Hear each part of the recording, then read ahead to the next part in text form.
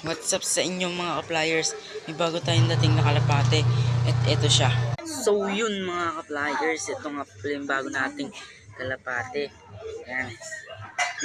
Yan. Barako. Ito po yung kanyang pakpak. Itim at puti. At yung kabila naman napakaganda. Itim na itim siya. Yan.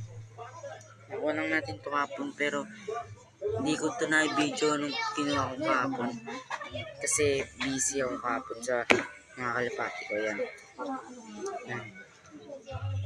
mga idol, tingin ka sa kanila, yan, napakaamo